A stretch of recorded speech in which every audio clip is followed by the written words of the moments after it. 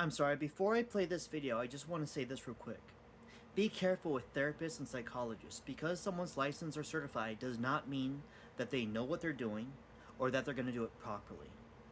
And I'm just going to leave it at that. There's been a lot of people, like my ex-wife, who got a psychologist who had, she was a very old woman and said she specialized in every single type of psychology. She was a specialist in absolutely everything that existed.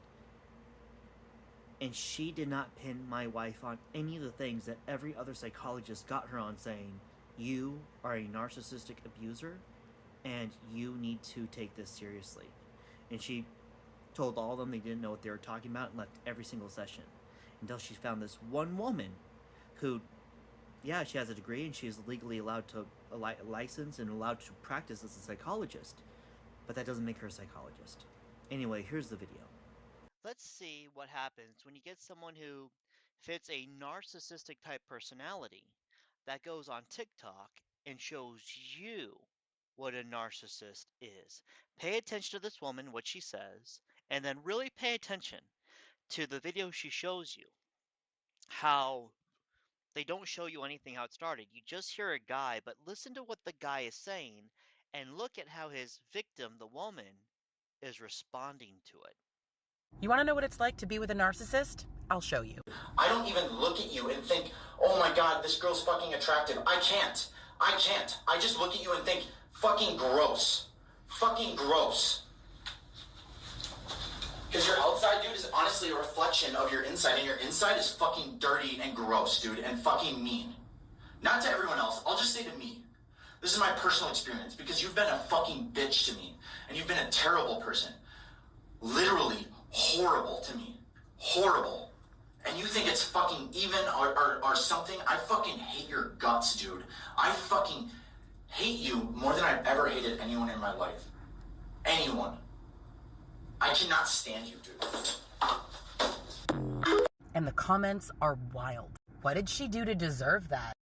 Exist. That's exactly how you devalue someone so that you can maintain power and control over them. That's an act of dominance. And PSA, the least helpful thing you can say is, I would never let someone talk to me like that.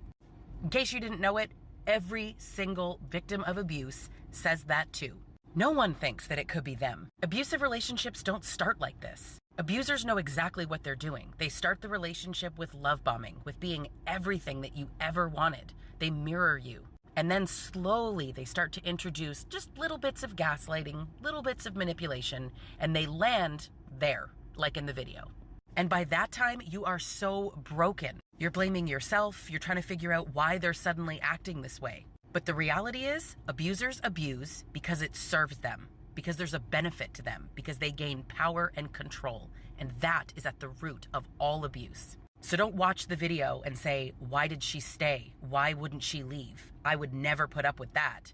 Ask why no one's asking why he's acting that way. Focus on the abuser. Focus on what you can do to dismantle the systems that perpetuate exactly those kind of relationships. Oh, and if you think I seem angry, why would you expect anything other than rage when it comes to women being treated like that in relationships? Everyone should be outraged.